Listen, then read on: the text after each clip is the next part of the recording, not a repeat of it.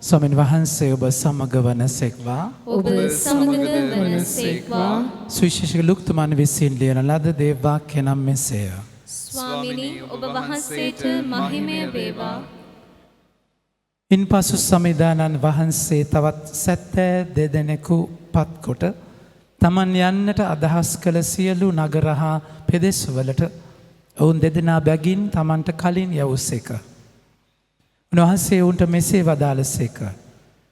ගොයම නම් බහුලය, ගොවී හු විරලය.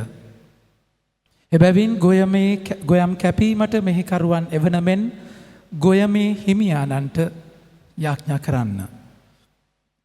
ඉතින් යන්න වගවලසුන් මැදට බැටළු පැටවන යවන්නාක් මෙන් මම ඔබ යවමි.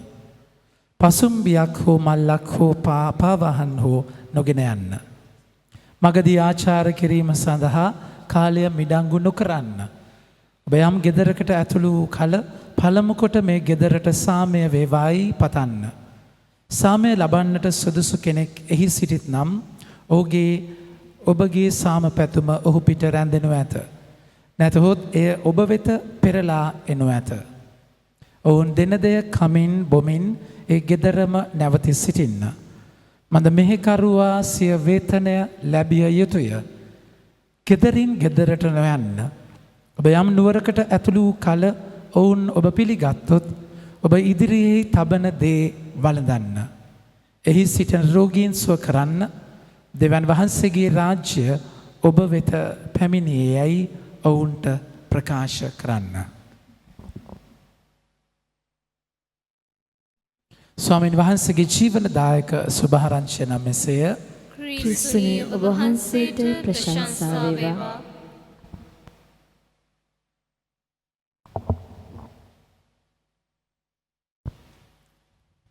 මගේ ආදර ප්‍රේමාන්තයනි අද ශුද්ධ ලූක්තුමන්ගේ මංගල්‍ය දවස. ඔබ දන්නවා සුවිශේෂක ගත්කතුවරු 4 දෙනෙක් ඉන්නවා.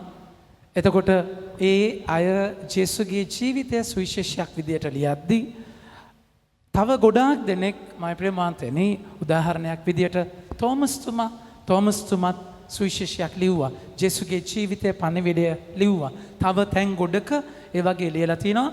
නමුත් අපි කියනවා canon of the Bible. canon of the Bible. canon කියලා කියද්දී බයිබලයේ අඩංගු විය යුතු පොත් මොනවද කියලා කතෝලික සභාව තීරණය කරපු තැනක් තියෙනවා. ඒතකොට ඒ තීරණයත් එක්ක තමයි බයිබලය ඒ විදිහට හැදුනේ. හීබ්‍රු බයිබලය ඊට පස්සේ පරිවර්තනය වෙලා ඒතකොට ඒම තැනකදී මේ පොත් ප්‍රමාණය තියෙනවා කියන එකේදී එතන තමයි ශුද්ධාත්මානුභාවයෙන් සුවිශේෂ ලූක් මාක් මතෙව් කියන සුවිශේෂ ගත්කතුවරු ජෝම් කියන සුවිශේෂ ගත්කතුවරු 4 දෙනාව තෝරගත්තේ බයිබලයේ ආලේපිත පොතක් විදිහට. එතන මයි ප්‍රේමාන්තයනි මෙතන මුලින්ම ලියවෙන්නේ මාක්තුමාගේ සුවිශේෂය. එතන මාක්ගෙන් තමයි ලූක්තුමා මතෙව්තුමා කරුණු ගන්නෙ. ඒ අතරවාරයේ ලූක්තුමා මයි ප්‍රේමාන්තයනි ලූක්තුමාගේ අති විශේෂ දේ තමයි ලූක්තුමා තමයි එකම සුවිශේෂගත් කතුවරයා ජේසු කියන්නේ අන්‍ය ජාතිකයෙක් වෙච්ච පේගන් කෙනෙක් වෙච්ච. ඒ කියන්නේ එයා ජේසුව දැකලවත් නැහැ අඳුරන්නේවත් නැහැ. කොටින්ම කියනවා නම් එයා ජුදා ජාතිකයෙක් නෙමෙයි. එතකොට ජුදා ජාතිකයෙක් නොවන තැනක ඉඳන් තමයි එයා සුවිශේෂය ලියන්නේ. දැන් එතකොට ඒ තැනදී ක්‍රිස්තු වර්ෂ අපි විශ්වාස කරනවා අපිට උගන්වනවා ක්‍රිස්තු වර්ෂ 1-2 සියවස්වල සිරියාවේ අන්තියොක් නුවර උන්වහන්සේ ඉපදුනා කියන එක. ඊට පස්සේ උන්වහන්සේ වයස අවුරුදු 84 දී විතර ග්‍රීසියේදී වයසට ගිහිල්ලා මැරුණා කියලාත් කියනවා. ඒ වගේම පාවුලුතුමත් එක්ක ප්‍රාණ පරිත්‍යාගික විදිහට ජීවිතේ පූජා කියලා කරයි කියලාත් මතයක් තියෙනවා මගේ ප්‍රේමාන්තෙනි. කෙසේ වෙතත් වැදගත් වෙන්නේ ලූක්තුමා තුළ ඇතිවෙච්ච ජේසු ගැන ලියන්න එයා තුළ ඇතිවෙච්ච ඒ කැක්කුම. ඒතර ඒ කැක්කුමත් එක්ක මම ප්‍රේමාන්තෙනි ඒකයි අපි දකින්නේ උන්වහන්සේ පිලෝමන් අද සුවිශේෂය දකිනවා 2 තිමෝති 4:9 සිට 17 ඒකේ එතනදී කතා කරලා කියනවා 11 වෙනි වගන්තිය ලූක් පමණක් මා සමග සිටි මා ඔබ සමග කැඳවාගෙන එන්න. තොර එතනදි මේ බයිබලයේ කෙටි පසුබිමක් අපි අයිති කරගන්නේ. තොර පාවුලුතුමත් එක්ක විශේෂාකාරයෙන් ලූක්තුමා හිටියා. තොර විශේෂයෙන්ම පාවුලුතුමත් එක්ක මේ ගමනේදී පාවුලුතුමත් එක්ක ඒ ගමන ගියා. ගොඩාක් වෙලාවට පාවුලුතුමාගෙන් ඉගෙන ගත්තා. විජාතිකයෙක් කියලා කියද්දි අන්‍ය ජාතිකයෙක් කියලා කියද්දි ලූක්තුමා එහෙම තැනක ඒතකොට ABCD ඉඳන්ම ඉගෙන ගන්න වෙනවා ජෙස්ගේ ජීවිතේ. ජුදා පසුබිමක් ලූක්තුමාට තිබුණේ නැහැ. මම ප්‍රේමවන්තයනි, ඒතකොට ඒ පසුබිමත් එක්ක අපි දකින්නේ 2 තිමොති ෆිලෝමෙන් 1:24. ෆිලෝමෙන් 1:24 කතා කරලා කියනවා මාගේ හවුල් සේවකයන් වන මාක්ත අර්ථස්කස්ද ප්‍රේම දමස්කස්ද ලූද ඔබට ආචාර කරති.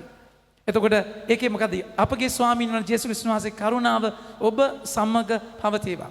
දැන් මෙතනදී අපි දකිනවා පාවුලුතුමත් එක්ක ලූක් ගත කරපු ජීවිතය. දැන් මේ පසුබිම අයිති කරගන්න, ඒ කියන්නේ ලූක්තුමාගේ ජීවිතය ගත්තාම ඒතර පාවුලුතුමාට සම්බන්ධව, පාවුලුතුමාට බද්ධව, පාවුලුතුමාත් එක්ක තමයි කටයුතු කරේ. ඒතර මාක්තුමා ප්‍රධාන වශයෙන්ම පේදුරුතුමත් එක්කයි කටයුතු කරේ. අද ස්වාමීන් වහන්සේ සුවිශේෂ ආරම්භයේදී කතා කරලා කියන්නේ මොකක්ද? ඉන්පසු සමිදානන් වහන්සේ තවත් 72 දෙනෙකුට පත්කොට තමන් යන්නට අදහස් කළ සියලු නගර හා පෙදෙස්වලට ඔවුන් 2 දෙනා බැගින් තමන්ට කලින් යවුසේක. පේදුරුතුමයි මාක්තුමයි පාවුලුතුමයි ලූක්තුමයි මගේ ප්‍රමාන්තයනේ. එතකොට ඒ තැනදී අපි අයිති කරගන්නේ ලූක්තුමාගේ ජීවිතය ස්වාමින් වහන්සේ ගැන මුල සිට ඉගෙනගෙන. ස්වාමින් වහන්සේ ගැන මුල සිට අයිති කරගෙන. ස්වාමින් වහන්සේත් එක්ක ඒ ගත කරපු ජීවිතය. කොලොස්සි 4:14 බලන්න. කොලොස්සි 4:14 කතා කරලා කියන දේ. ලූක්තුමා කවුද කියන එක. අනපනත් වලට 4:14 පුතේ. කොලොස්සි 4:14.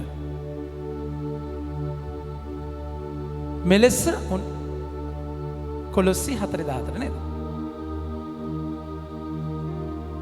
එන්නද? හරිද? එන්නද? හරි.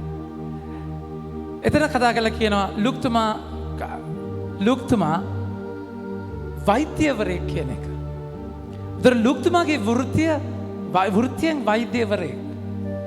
එතකොට ලූක්තුමාමයි ප්‍රමාන්තයනේ විජාතිකයෙක් වෙලා නවගිවිසුමේ ලූක්තුමාගේ සුවිශේෂය පරිච්ඡේද 24ක් තියෙනවා. ලූක්තුමාම තමයි ක්‍රියාපොත ලියන්නේ. එතකොට එහෙම ක්‍රියාපොතක් ලියන තැනක 3න් 1ක් විතර සුවිශේෂයේ නවගිවිසුමේ 3න් 1ක් විතර ලූක්තුමාගේ පොත් තියෙන්නේ. විජාතිකයෙක් වෙලා 6-4 දන්නේ නැති තැනක ජේසු ගැන මෙච්චර ආදරෙන් ලියන්න මොනතරම් ආත්මානුභාවයකින් ලූක්තුමා පිරුණාද? ප්‍රේමවන්තයනි, තොර ඒගාව ලූක්තුමාව හඳුන්වනවා විශේෂ ආකාරයෙන් චිත්‍ර ශිල්පියෙක් විදියට. බලන්න මෙයාගේ වපසරිය කොච්චර එයාගේ ජීවිතේ කොච්චර පෝසත් කෙනෙක්ද. එතකොට ඒ නිසා තමයි අදටත් අපි හැම චිත්‍ර ශිල්පීන්ගේ නාම සාන්තුවරයා විදියට ලූක්තුමාව හඳුන්වන්නේ. ඒතර ලූක්තුමා විශේෂයෙන්ම ඒ කියන්නේ එහෙම තැනක විශේෂ ලොකු දැනුමක් බුද්ධියක් තිබිච්ච කෙනෙක්. ඒතර ඒකත් එක්ක මෙහෙම දෙයක් ලියන්න තරම් එයාගේ ලෞකික දැනුම, එයාට හම්බුණු දක්ෂතාවය එයා පාවිච්චි කරනවා ස්වාමීන් වහන්සේගේ රාජ්‍ය ගොඩනගන්නට. මගේ ආදර ප්‍රේමාන්තයනි, අපේ ජීවිතයේ තේරුම උන්වහන්සේව ලෝකයට අරගෙන යනවා කියන එක. ධර්ම දානය කියලා කියන්නේ අපි එකයි. ඉවැන්ජලයිසේෂන්. තොර ජේසුව ලෝකයට අරගෙන යන කෙනෙක්. ලූක්තුමාගේ ජීවිතය අද අපි සමරන දේ තමයි. ලෝකයට ජීවිතය ජේසුව අරගෙන යන, ලෝකයට ඔබට මට යා යුතු තැනට ලූක්තුමා පේගන් කෙනෙක් වෙද්දී, අන්‍ය ජාතිකයෙක් වෙද්දී, විජාතිකයෙක් වෙද්දී ලූක්තුමාගේ සුවිශේෂමයි ප්‍රමාන්තිනි ෆෝකස් වෙන්නේ එකක ජනතාවකට නෙමෙයි, මුළු විශ්වයටම, විජාතීන්ට, අන්‍ය ජාතීන්ට. එතකොට ලූක්තුමා එයාගේ බලන්න විජාතිකයෙක් කියන්නේ නුසුදුසු කෙනෙක් නේ. ජුදා ආගමට අනුව ජුදා ජාතිකයන්ට අනුව එයා ලැබිලා නුසුදුසු කෙනෙක්. තෝරගත්ත ජනතාවක් නෙමෙයි. තෝරගත්ත පුද්ගලෙක් නෙමෙයි. ජේසුස් දෙවියන් වහන්සේ තෝරගත්තේ ඊශ්‍රායෙල් ජනතාවව. හැබැයි ලූක්තුමා එයාගේ ජම්මයට ඉරණම බාර දුන්නේ නැහැ. උපත ලැබතු තැනට ඉරණම බාර දුන්නේ නැහැ. එයා ඒක කඩලා ස්වාමින් වහන්සේ එයාට දෙන තැනින් bloom where you are planted එයාට දුන්නු පොළොවේ එයා පැලවුණා. පැලවුණා විතරක් මේ ඵල දැරුවා. මගේ ප්‍රමාන්තනි ඔබගේ ඒ නිසා ජේසුව අරගෙන යන්න ඔබට පැටිකිරියක් අවශ්‍ය නැහැ. ඔබගේ පැටිකිරිය මොකක්ද කියන එක වැදගත් නැහැ. ජේසුව අරගෙන යන්න ඔබගේ පසුබිම මොකක්ද කියන එක අදාළ නැහැ. ජේසුව අරගෙන යන්න ඔබ ඉපදිච්ච ඔබගේ පසුබිම මොකක්ද කියන එක අදාළ නැහැ. ස්වාමින් වහන්සේ ඔබව තෝරගන්නවා. ඒක අද සුවිශේෂ ආරම්භයේදී කතා කළා කියන්නේ. සුවිශේෂ ආරම්භයේදී කතා කළා කියන්නේ මගේ ප්‍රේමාන්තයනි ලුක් 10:1 සිට ඉන්පසු ස්වාමින් වහන්සේ තවත් 70 දෙනෙකු පත් කොට තමන් යන්න අදහස් කළ සියලු නගර හා පෙදෙස් වලට උන් දෙදෙනා බැගින් තමන්ට කලින් යවුසේක. ධර්ම දානය කියලා කියන්නේ අපි අලුතෙන් දෙයක් කරනවා නෙමෙයි. මතක තියාගන්න ධර්ම දානය කියන්නේ ඒ කියන්නේ කන්වර්ෂන්. අපි ජීවිතයක් වෙනස් කරනවා කියලා කියන්නේ ඒක මම ගිහිල්ලා කරන දෙයක් නෙමෙයි. එයාලගේ අතරේ ඉන්න ජේසුව අපි හොයන්න උදව් වෙනවා. ජේසුට කලින් මං එතනට යනවා. එතකොට මේක තනිකර ස්වාමින් වහන්සේගේ ගනුදෙනුවක්. ඔබ බලහත්කාරකමින් කරන දෙයක් නෙමෙයි. එතකොට ඔබ මම ස්වාමින් වහන්සේ යන්න තියෙන තැනට ඔබ මාව කලින් යවනවා. එතකොට ඔබට ඒ අවබෝධය තියෙනට ඕනේ. ඔබ මේ යන්නේ ස්වාමින් වහන්සේගේ කාර්යයකට කියන එක. ඔබට හිතන දේ කරන්න නෙමෙයි. ඔබට ඕන දේ වපුරන්න නෙමෙයි. ස්වාමින් වහන්සේගේ කාර්යයක්. අපි හැම කෙනෙක්ම මගේ ප්‍රේමාන්තයනේ. ජේසුට කලින් යවන ලබන කෙනෙක්.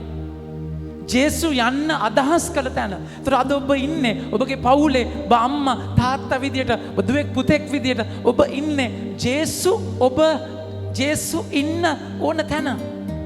ඒතර ඔබට තියෙන ජේසුගේ කාර්යය. ජේසුගේ කාර්යයේදී නිරන්තරයෙන්ම උන්වහන්සේගෙන් අහන එක. ඒක යෙසාය 54 අපි කතා කරන්නේ. විඩාවට පත් වූවන් ශක්තිමත් කරන පිණිස ගුරුවරයෙකු මෙන් මා කිව යුතු දේ ගැන සිසුවෙකු මෙන් එතුමන්ට සවන් දෙන පිණිස මහුත්තම දෙවි සමිදානෝ හැම උදයකම මා තුළ උනන්දුවක් ඇති කරවන සේක. මේක ඔබගේ දෙයක් නෙමෙයි. ස්වාමින් වහන්සේගේ දෙයක්. එතකොට ජේසුගේ පෙරමග සූදානම් කිරිල්ල. ජේසු යන්න හිතිය තැනට ඔබ මුදුන වෙන්න නෙමෙයි. ඔබ එතන රජ වෙන්න නෙමෙයි. මගේ ආදර ප්‍රේමාන්තයනි ඒ නිසා ඒ තැන ඔබව ඉලිප්පෙන තැනක් නෙමෙයි. ස්වාමින් වහන්සේ එකයි ජෝම් 3 වෙනි පරිච්ඡේදයේ 30 වෙනි වගන්තියේ ස්ථාවක ජෝම්තුමා හරි ලස්සනට කියන්නේ. උන්වහන්සේගේ නැගීමත් මගේ බැසීමත් වෙන්නට ඕනේ. උන්වහන්සේගේ නැගීමත් මගේ බැසීමත් සිදු වේ යුතුය. මගේ ප්‍රේමාන්තයනි එතනදී ඒකයි මේක අයිති කරගන්නේ මේ මංගල්‍ය දවසේදී තවත් තමන් යන්න අදහස් කළ සියලු නගර හා පෙදෙස් වලට ඔවුන් දෙදෙනා බැගින් තමන්ට කලින් යවුසේක. ඊළඟ දේ තමයි දෙන්න යවන්න. තනියම නෙමෙයි. ලූක්තුමා දයාබරව බද්ධ වුණේ පවුලතුමාට. පවුලතුමා කියනවා හරි ලස්සනට දයාබර මිත්‍රයෙක්. ඒ කියන්නේ මුදුන වෙන්න. දැන් පවුලතුමා ඇවිල්ලා පරිසිවරයෙක්නේ. පවුලතුමා දැනුම තේරුම් තිබිච්ච කෙනෙක්. එයාට නොලෙජ් එකක් තිබිච්ච කෙනෙක්. ක්වොලිෆයිඩ් කෙනෙක්. හැබැයි ඊට වඩා ක්වොලිෆයිඩ් වෙන්නේ නැති වෛද්‍යවරයෙක් වෙච්ච ලූක්තුමා මෙහෙම සුවිශේෂයක් ලියන්න එයා කොච්චර ජීනියස් කෙනෙක් වෙන්න ඕනේද?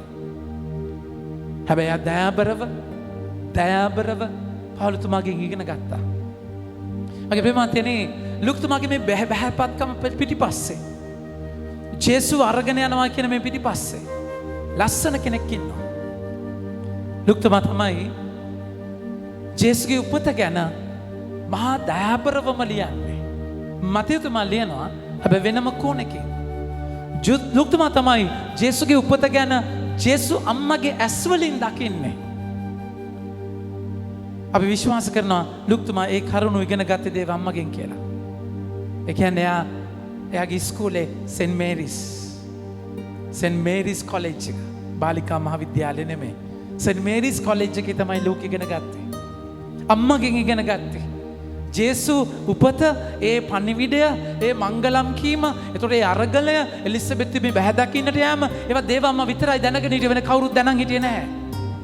එතකොට ඒ කරුණු කාරණාව එක්ක මම ප්‍රේමවත්නි ලූක්තුමා කෙලින්ම දේව අම්මා එක්ක මහා දෑබර සම්බන්ධතාවයක්.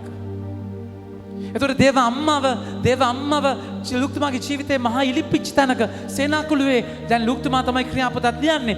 සේනාකුළුවේ ජේසු අම්මව විශේෂයෙන්ම මෙනෙහි සඳහන් කරනවා ලූක්තුමා එයාලත් එක්ක හිටියයි කියන තැන.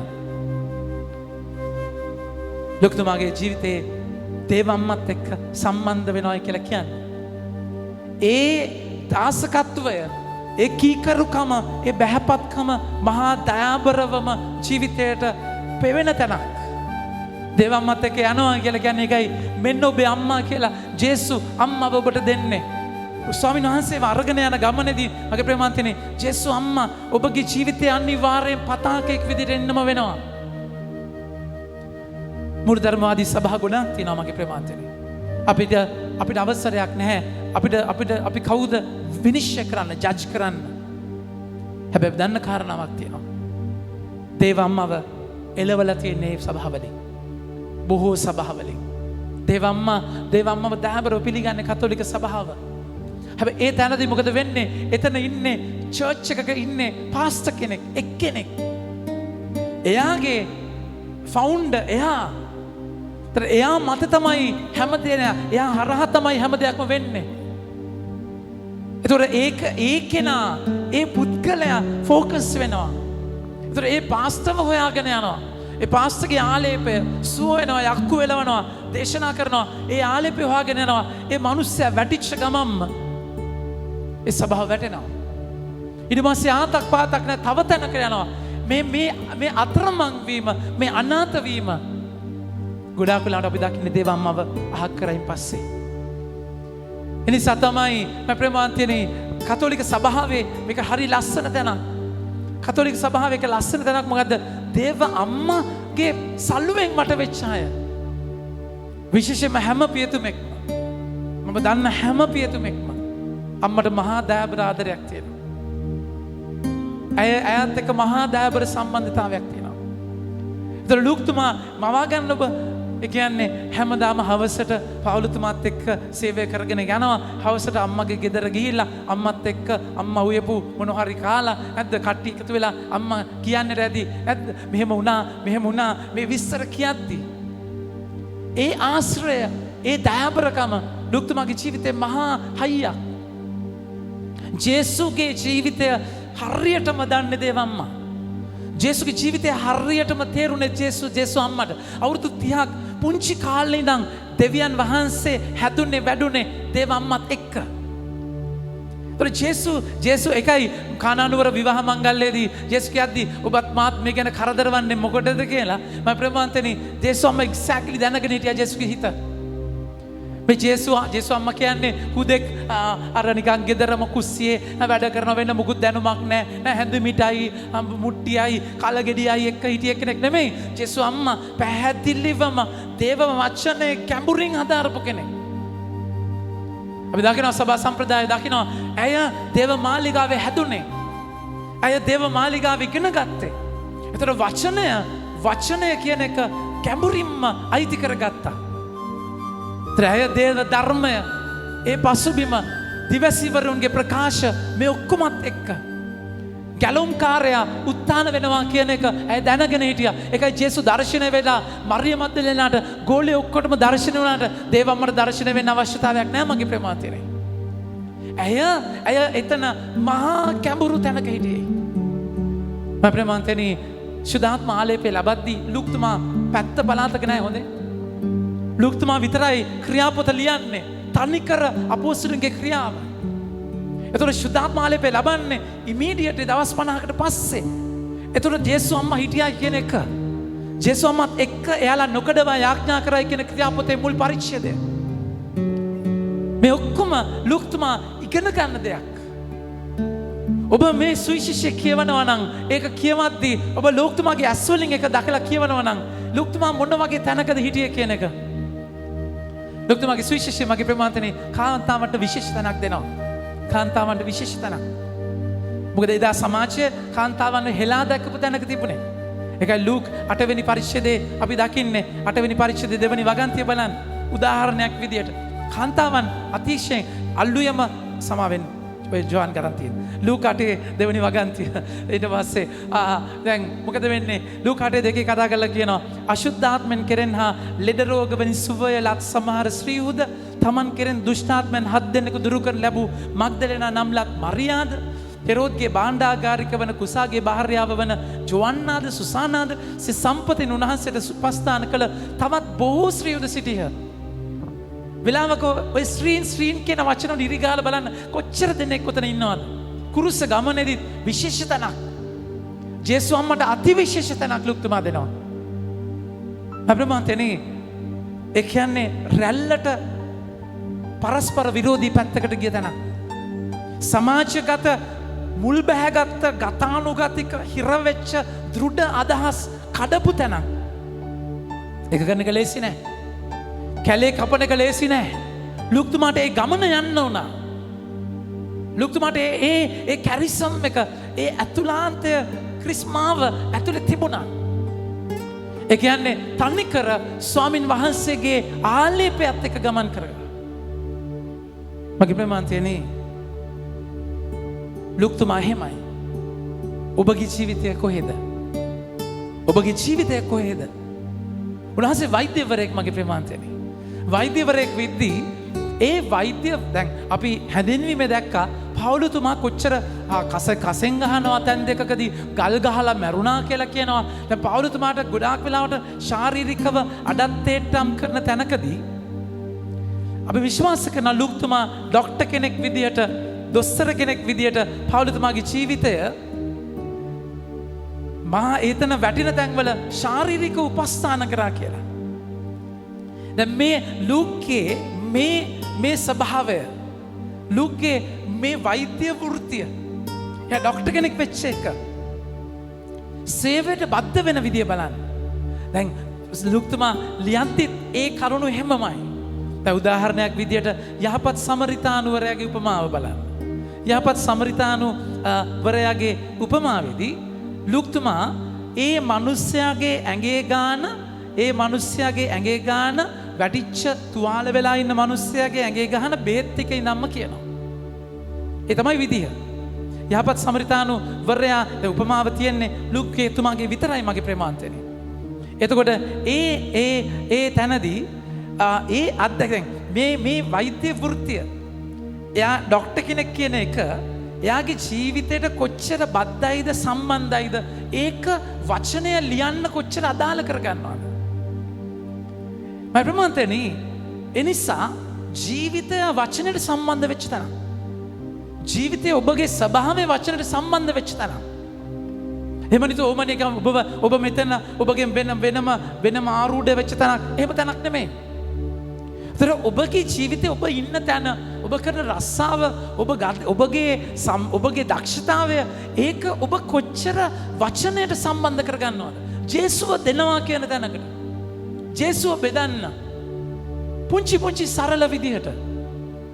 ඒතර ඔබ හිතන්න ඔබ කම්පියුටර් එක්ස්පර්ට් කෙනෙක් නම් ඔබට ග්‍රැෆික් ඩිසයිනින් පුළුවන් නම් ඔබට ලියන්න පුළුවන් නම් ඔබට එඩිටින් පුළුවන් නම් මේ අද කාලේ ලූක්ලා අපිට ඕනේ මගේ ප්‍රමාන්තේ. අද කාලේ ලූක්ලා ඔබට ගයන්න පුළුවන් නම් වයන්න පුළුවන් නම් ඔබට මුකුත් බැරි නම් නැද්ද? එහෙම අයනේ වැඩිපුරින් මුකුත් බැරි නම් තේරුණාද කියන එක? ඒ මුකුත් බැරි කියන තැනක් කියලා නෑ. අපිට ස්වාමීන් වහන්සේ දීපු දෙයක් තියෙනවා.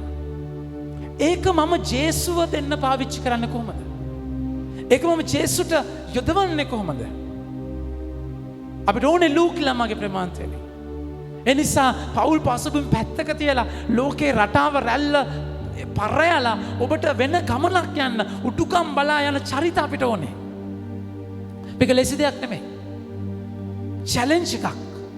ඔබට අභියෝගයක් තියෙනවා.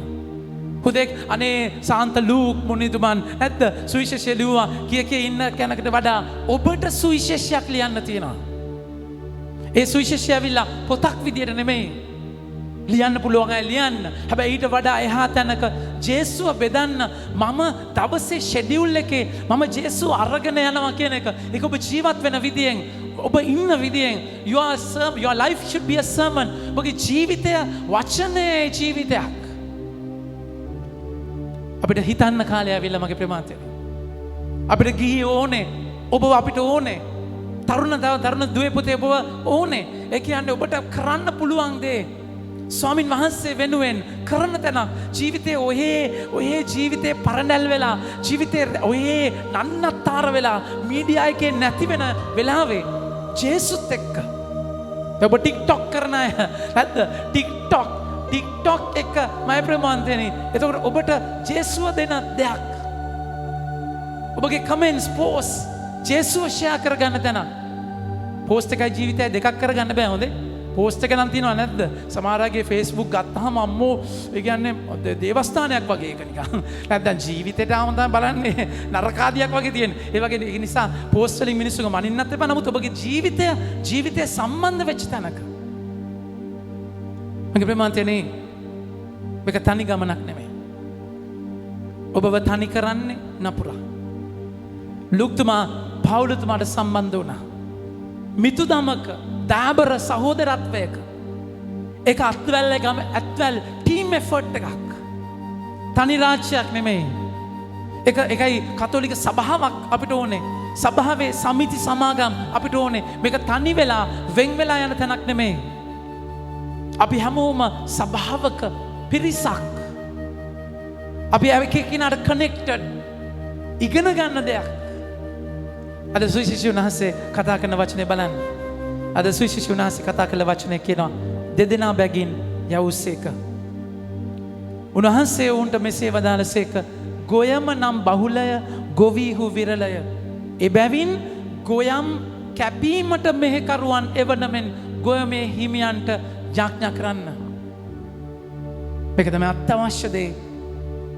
අස්වැන්න නෙලන ගොවියෙක්. අස්වැන්න නෙලන ගොවියෙක් මගේ ප්‍රමාතනේ. ඒ කියන්නේ ලෝකයේ අයිතිය ස්වාමීන් වහන්සේට දෙන්න පුළුවන් කෙනෙක්. ජීවිතේ අස්වැන්න නෙලන ගොවියෙක්. ඒ කියන්නේ මොකක්ද? ඒක තනිකර දේව වචනේ දෙමුහත් කඩුවක් වෙච්ච උන්වහන්සේගේ වචනේ ගනුදෙනුවක්. ඒ කඩුව මුවහත් වෙන්නට ඕනේ.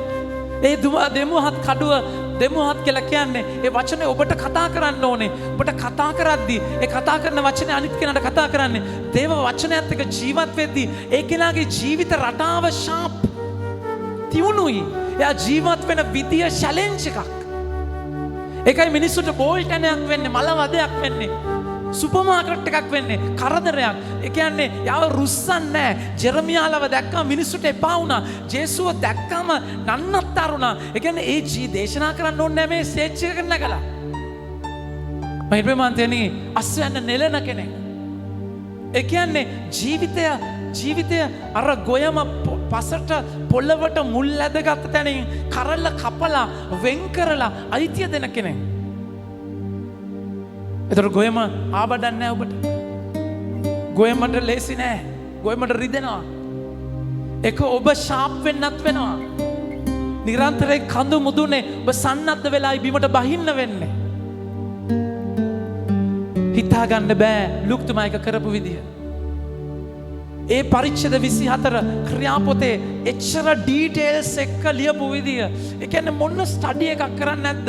මොන තරම් නිදි මරාගෙන කියවන්නේ නැද්ද? අහන්නේ නැද්ද? රිසර්ච් කරන්නේ නැද්ද? අද වගේ print කරන තැන් නැහැ. ඒව අරගෙන පුස්කොළ පොත්වල ලියලා මම ප්‍රේමවන්තනි අහලා ඒක මකලා ටිපෙක්ස් කරන්නද? එහෙම බෑ. ඒ තරම් මහා කට්ටක් කන්නට ඇති. ඒ සමාජයේ මරණ සමාජයක්. persecuted church. හැංගිලා රහසින් ඒ ඔත්තු බල පුද්ගලයන්ව හම්බ වෙලා ඉගෙනගෙන පසුබිම් හොයාගෙන ඒ දේ කරන්න මොන තරම් මිලක් ගෙවන්නේ නැද්ද? මගේ ප්‍රමාන්තයනේ ලෙසි දෙයක් නෙමෙයි.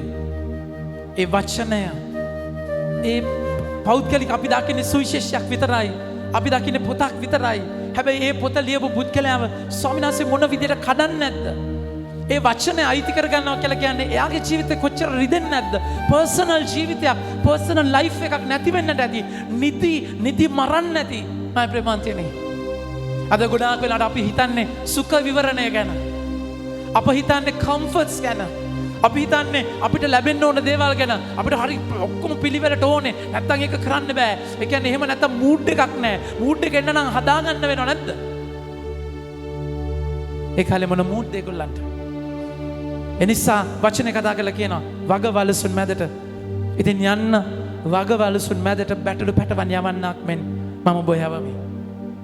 මගේ ප්‍රේමාන්තයනි, මේ කාලය ලුක්තුමාගේ ජීවිතේ දැඩි ප්‍රාණ පරිත්‍යාග යුගයක්. බරපතල විදියට මිනිස්සුන්ව පීඩා කරපු මරපු යුගයක්. ඒ කාලේ බලාපොරොත්තුවක්. මගේ ප්‍රේමාන්තයනි, විජාතිකයන් බොහෝ දෙනෙක් ආලේපය ලබලා බෞතිස්මය ලබලා සභාවට එකතු වෙන කාලයක්. කිතුණුවන් වෙන කාලයක්. මේ කාලේ එයාලට තේරුන්නේ නැහැ පසුබිමක්. එයාලා දන්නේ දැන් එයාලා දන්නේ මෙන්න පිරිසක් එනවා, සුව කරනවා, දේශනා කරනවා, ක්‍රිස්තුස් කෙනෙක් ගැන බලන්න පසුබිම, ක්‍රිස්තුස් කෙනෙක් ගැන කතා කරනවා. ඒගොල්ලන්ට මෙලෝ හසරක් දන්නේ නැහැ. ක්‍රිස්තුස් කියන්නේ කවුදනේ? ජේසුස් කියන්නේ කවුද? දන්නේ නැහැ. ලුක්තුමාගේ සුවිශේෂ මහා හයියක්. ලුක්තුමා තමයි ඩීටේල්ස් ලියන්නේ කිතු උපත ගැන, ජේසුගේ උපත ගැන ඩීටේල්ස් ලියලා ඒ ඩීටේල් විස්තරයක් තියෙන ලුක්තුමාගේ. ඒතර එයාලා ජේසුස් ගැන ඉගෙන ගන්න ඒ ලුක්තුමාගේ කැපකිරීම මහා දයාබර සුමාරංශයක් වුණා. එයා කියන ගත්ත එතනින් ලෙසි දෙයක් නෙමෙයි. ප්‍රතික්ෂේපය, මරණය, පීඩාව, වගවලසුන්. ඒ කියන්නේ ඔබ මම සේවය කරන්න යන පරිසරය ඔබව ඩැහැගන්න, ඔබව මරාගෙන කන, පාවිච්චි කරන, රවට්ටන, රිද්දන, යූස් කරන සමාජයක්. එනිසා මයි ප්‍රේමාන්තනි, ඔබ මතක තියාගන්නට ඔබ ඉන්නේ වගවලසුන් මැද. ස්වාමීන් ජේසුස් අරගෙන යනවා කියන එක ලේසි දෙයක් නෙමෙයි. ජේසුගේ දේ කරනවා කියන එක ලේසි දෙයක් නෙමෙයි. වගවලසුන් මැද ඔබගේ ඇතුළත ඔය සත්තු ඉන්නවා. ඔබගේ ඇතුළත වගවලසුන් ඉන්නවා. මරාගෙන කන ස්වභාව, පාවිච්චි කරන, රවට්ටන, බොරුව ඇතුලේ මේ කටයුත්ත අර බැටළුවව විනාශ කරන්න බලාගත ස්වභාව තියෙනවා. කණ්ඩායම අතර එහෙම ඉන්නවා. මගේ ප්‍රේමාන්තයනි, ඒ පරිසරය එහෙම ඉන්නවා. හැබැයි මතක තියාගන්න ඔබ බැටළුවෙක්. ඔටුවෙක් නෙමේ, බැටළුවෙක්. ඒ නිසා තමයි පසුම්බියක්වත් මල්ලකට අරගෙන යන්න එපා. ඔබ යන්න, ඔබ නිදහස් වෙන්න බැටළුවෙක්. මමයි ඔබව යවන්නේ. ඒතර මමයි එන්නේ. මට ඔබට කලින් මම ඉන්නවා. ඔබව මෙහෙවන්නේ මමයි. එහෙම මෙහෙවීමක් නැතුව ලුක්තුමාට මෙච්චර කර්තව්‍යයක් කරන්න බෑ. එච්චර දෙයක් කොහොමද කරන්නේ මගේ ප්‍රේමාන්තයනි? ඔබගේ ජීවිතයේ ස්වාමින් වහන්සේ දයාබරව ඔබට ආරාධනා කරන්නේ ඒකට. ස්වාමින් වහන්සේ ඔබව යවන තැන වචන කතා කරලා කියනවා ඊළඟ වගන්තිය. පසුම්බියක් හෝ මල්ලක් හෝ පාවාන් හෝ නොගෙන යන්න. මගදී ආචාර කිරීම සඳහා පමා නොවන්න. ඔබ යම් ගෙදරකට ඇතුළු කල පළමුකොට මේ ගෙදරට සාමය වේවයි පතන්න. මගේ ප්‍රේමාන්තයනි, ඒක උන්වහන්සේ කතා කරලා කියන්නේ සාම සුභාස්න නැමැති පාවහන් පයලාගෙන යන්න. එතකොට ඔබව යවන්නේ වගවලසුන් මැදට. ඔබ පූර්ණව යැපෙන්නට ඕනේ බැටළුවෙක් වගේ ස්වාමීන් වහන්සේගේ දයාබරකම තුළ. ස්වාමීන් වහන්සේ ඔබ බලා ගන්නවා, ඔබව රකින්නවා කියන තැනත් එක්ක. නිරන්තර හඬ ඇහෙන එන්ඩේරික මඟ පෙන්වීමක් එක්ක. එකම සංරක්ෂණය, එකම අහුහරණ, එකම ශක්තිය එන්ඩේරා කියන තැනත් එක්ක. පූර්ණ යැවීම මැපීමක ස්වාමීන් වහන්සේ ඔබ යවනවා. ලුක්තුමාගේ ඒ පසුබිමත් එක්ක. මගේ ප්‍රේමාන්තයනි, ඊළඟ ලස්සන දේ තමයි දේවසේවය ධර්මදානය තුළ.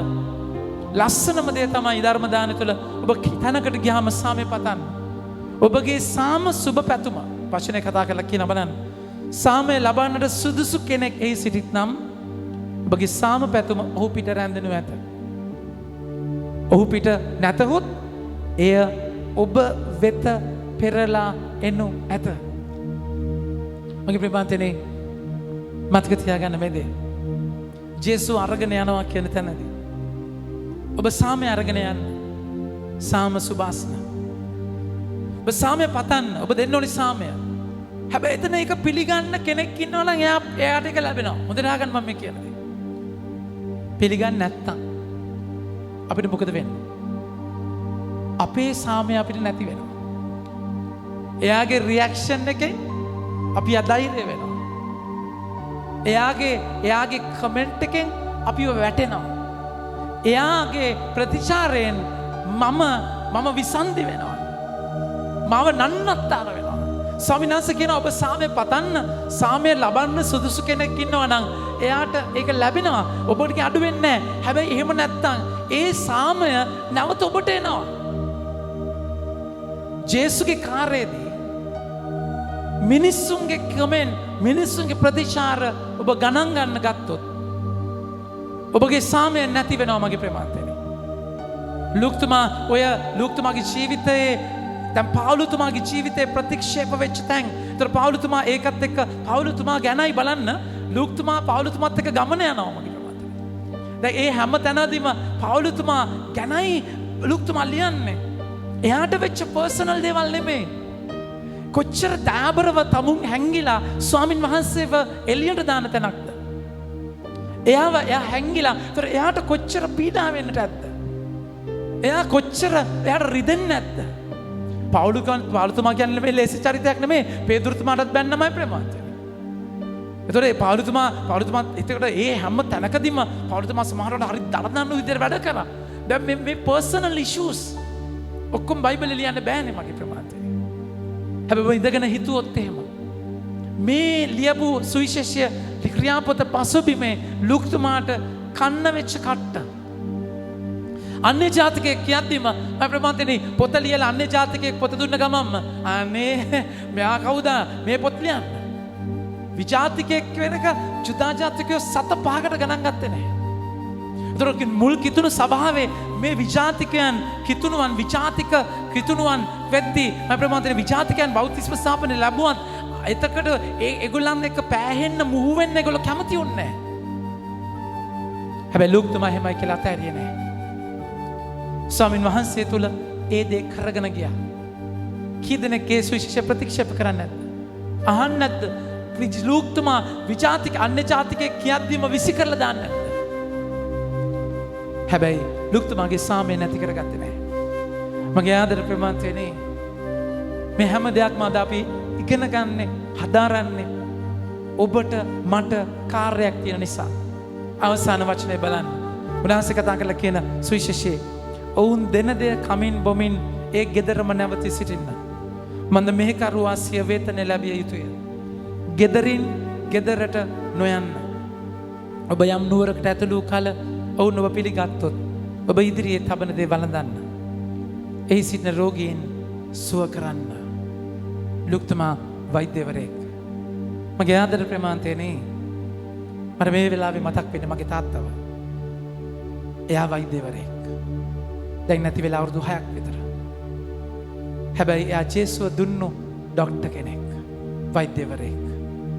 එයාගේ ඩිස්පෙන්සරියේ එයාගේ මේසේ එයාගේ ඩොක්ටර් ටේබල් එක උඩම ජේසුගේ ලොකු පින්තූරයක් තියෙනවා. ලෙඩෙක් එද්දිම එයා ජේසු දිහා බලලා ජේසුට ඒ ලෙඩාව බාර කරනවා. එහෙමයි එයා බෙහෙත් දෙන්නේ. ඒ බෙහෙත් එක්ක එයා ජේසුව දෙනවා. මම ප්‍රමාන්තනේ ගබ්සාව ප්‍රබල විදිහට විරුද්ධ වෙච්ච කෙනෙක්. ගබ්සා කරගන්නාව දෙන්නෙක්ව මම දැනුවත්ව දෙන්නෙක්ගේ දරුවන්ව බේරුවා. ඒ දරුවන්ව හදලා දරුවන්ව ලෝකෙට ප්‍රසූත කරයින් පස්සේ එයාම වියදම් කරලා ඒ දරුවන්ව ගොඩ නැගුවා. ඒ දරුවන්ගේ ජීවිත බේරුවා. තමසන් වලින් ගබ්සා කරන්න කියද්දී එයා ඇදහිල්ලෙන් කිව්වා. සමහරට හිතමු පැපොල් හැදිලා හරි වෙන අසනීප හැදුනයින් පස්සේ දරුවා අබ්බඝාත වෙන්න පුළුවන් කියලා රිස්ක් එකක් තියෙනවා කියලා වෛද්‍යවරු කියද්දී එයා ජේසුගේ වචනය අරගෙන කිව්වා එහෙම වෙන්නේ නැහැ කියලා. එහෙම බේරපු දරුවෝ ගොඩාක් ඉන්නවා. ඉස්පිරිතාලේ මරණාසන්න වෙච්ච දරුවෝ ගොඩාක් දෙනෙක් එයා බෞතිස්ම ස්ථාපනය කරා. මගේ ආදර ප්‍රමාන්තයනේ ඒ ඩොක්ටර් ස්වාමින් වහන්සේව දුන්නු කෙනෙක්. අද මම ඉගෙන ගත්තේ එයාගෙන්. අද ගොඩාක් වෙලාවට එයාගෙන් ඉගෙන ගත්ත තැන. දෑබරු මගේ තාත්තව අද මට මතක් වෙනවා මේ වෙලාවේ. ලුක්තුමා ඩොක්ටර් කෙනෙක්. වෛද්‍යවරයෙක්.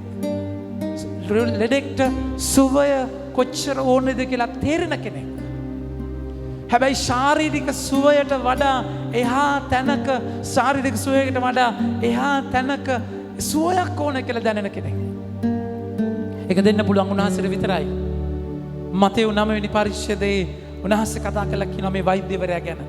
මතෙව් 9 උන්වහන්සේ 10 වෙනි වගන්තියේ කතා කරනවා. මේ මතෙව් 9:10 තව ජේසුස් වහන්සේ 11 වෙනි වගන්තියට යන්න. පරිසිවරු ඊළඟ වගන්තියට යන්න 12. උන්වහන්සේ අසවුන්ට කතා කොට රෝගීන්ට මිස නිරෝගීන්ට වෙදෙකුගෙන් වැඩක් නැත. වෙදෙකුගෙන් වැඩක් නැත. මගේ ආදර ප්‍රේමාතියනේ ඔබට මට මේ කාර්යය තියෙනවා. ඔබ ඉන්න වෘත්තිය තුල ඔබට දීපු ටැලන්ට් තුල ඔබට දීපු පසුබිම තුල නතර නොවී යන ගමන ජේසුස් ඔබ වැවනවා. එනිසා මිනිස්සුන්ගේ තරාතිරම් බලන්නේ නැතිව මිනිස්සුන්ගේ දේ බලන්නේ නැතිව ස්වාමින් වහන්සේගේ බැටළු පැටියෙක් විදියට ඒ හඬට ඇහුම්කන් දීලා ඔබට කරන්න පුළුවන් දෙයක් තියෙනවා. අද චුට්ටක් නතර වෙන්න අහන්න ජේසුව දෙන්න ඔබ වහන්සේ මගෙන් බලාපොරොත්තු වෙන්නේ මොකක්ද? ඒ දේ කරන්න එක ලේසි නෑ. ඔබ කරන්න ගත්තාම තමයි පිඟන් හොදාදී තමයි බිඳෙන්නේ. යකාට ඕනේ ඔබව නියුට්‍රල් කරලා පැත්තක තියලා අබ්බගාත කරලා තියන්න. හැබැයි කරන්න ගත්තාම තමයි කුලප්පු වෙන්නේ, ඇවිස්සෙන්නේ, කොටවන්නේ, අවුල් කරන්නේ, ප්‍රශ්න කරන්නේ. නතර වෙන්න එපා මගේ ප්‍රමාදයනේ. කවදාවත් නතර වෙන්න එපා. කිසි දෙයකට බය වෙන්නත් එපා. ඔබ කරන කාර්ය නොනැවතී නොපසුබට වීරයෙන් ඔය තරඟය දුවන්න. ඔය රේස් එක දුවන්න. ඔබ අද කරන දේ ස්වාමීන් වහන්සේ පල්ල දරන තැනකට ගන්නවා. මගේ තාත්තා මගේ ජීවිතේ ලූක් කෙනෙක්. තාත්තා වපුරපු දේ අද මම භුක්ති විඳිනවා. ඒ ශක්තිය, ඒ පන්නරය, ඒ පසුබිමෙන් අද මාව ස්වාමීන් වහන්සේ සුව කරන්න පාවිච්චි කරනවා. ඒ වචනයත් එක්ක. මගේ ප්‍රේමවන්තයනි තාත්තා දේශනා කරේ මට විතරයි. හවසට එකතු වෙලා අපිට බයිබලේ කියා දුන්නා. පොත්වලින් තියොලොජි පොත් ඒවා තියොලොජි නම් කියා දුන්නා. මම ස්වාමී කෙනෙකුටයින් පස්සේ මම පොතක් ගත්තම තාත්තට දුන්නාම තාත්තා ඒක කියවලා ඒකේ සමරි එක මට කියා දෙනවා. අද මම ඔබට දේශනා කරනවා. තාත්තා මැරිලා වැළලිලා ගිහිල්ලා. හැබැයි ඒ වපුරපු දේ අද ලෝකෙට යනවා. ස්වාමින් වහන්සේ ඔබට කතා කරනවා. ඔබ කරන දේ කාටවත් පේන එකක් නැහැ. ඒක ප්‍රසිද්ධිය වෙන එකක් නැහැ. ලුක්තුමාව අද අපි කතා කරන්නේ. ඔබට ඒ කරන්න තියෙන දේ තාබරව කරන්න ආසාවෙන් ආදරයෙන් කරන්න. ඒක කාටවත් දකින්න ඕනේ නැහැ. පහනක් මයි ප්‍රමාන්තයනි මුදුනක් පහන් රුකක් මත තියන්නේ. නගරයක් හංගන්න බෑ කඳු මුදුනක් තියෙන. ස්වාමීන් වහන්සේ ඒ තුල කරන්න යන දේ කරගන්නවමයි. එනිසා දෑබරම්මේ තාත්තේ ඔබගේ දරුවන්ට දේශනාවක් වෙන්න. දරුවන්ට ජේසුව දෙන්න. වෙන කිසිම දෙයක් නෙමෙයි. හැම දෙයකටම වඩා ජේසුව දෙන්න. ඔබ තරුණයක් විදියට ඔබගේ සම්බන්ධතාවයට ජේසුව අරගෙන යන්න. රිලේෂන්ෂිප් එකට ජේසුව අරගෙන යන්න. අනිත් හැම දෙයක් එක්කම ජේසුව අරගෙන යන්න. ඔබගේ බජාර් එක සෙට් එක ගැන්සිය එක්ක ජේසු ගැන චුට්ටක් කතා කරන්න. ඔබ ජේසුව බෙදා ගන්න තැනක්, ෂෙයා කර ගන්න තැනක්, අත්දැක්ක විදියක්. ඔබගේ සමිති සමාගම් වල ජේසුව බෙදන තැනක්. ඔබට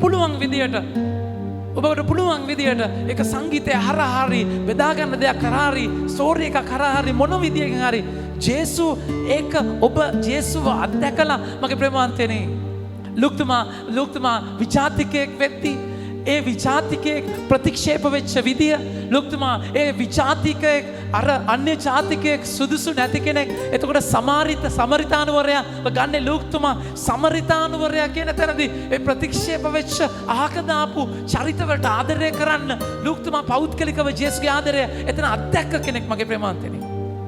එනිසා තමයි ලුක්තුමා ප්‍රධාන වශයෙන්ම නැතිවෙච්ච කාසිය, නැතිවෙච්ච බැටළුවා, නැතිවෙච්ච පුතාව ගැන කතා කරන්නේ. ඒතර ලෝකේ නැතිවෙච්ච ජේසුව හම්බ වෙච්ච ආදරය තමයි මුළු ලෝකෙටම මෙයා කියන්නේ. අනිත් හැම කෙනෙකුටම වඩා මහා මානුෂික සුභාරංචියක් ලුක්තුමාගේ තියෙන. ස්වාමීන් වහන්සේගේ ආදරය නැතිවෙච්ච තැන හොයාගෙන යන නිසා නැතිවෙච්ච ඔබව ස්වාමීන් වහන්සේ හොයාගෙන එනවා. ඒ ආදරෙන් ආදරය කරන්න. ඔබට ඒ ආදරය හොයන කෙනෙක් වෙන්න. ඔබට එළිය නැතුව එළිය දෙන්න බෑ. ඔබට ආදරය නැතුව ආදරය කරන්න බෑ. We love each other because he first loved us. අපි ආදරය කරන්නේ උන්වහන්සේ මට ආදරය කරපු නිසායි. එනිසා ඔබත් තෝරගත්ත කෙනෙක්. ඔබත් වටින කෙනෙක්. අද නිදියන්න ඉස්සල්ලා. අද දවස ඉවර කරන්න ඉස්සල්ලා. ඔබ මේ දේශනාව හෙට අහනවා නම් හෙට ඉවර වෙන්න ඉස්සල්ලා. ජේසුගෙන් අහන්න, ජේසු ඔබ වහන්සේ මට ඔබ වහන්සේ වර්ගන යන්න කියන්නේ කොහෙටද? කොහාටද? කොහොමද? කාටද? මෙන්න මගේ ජීවිතය ඔබ වහන්සේ මාගම පාවිච්චි කරන්න.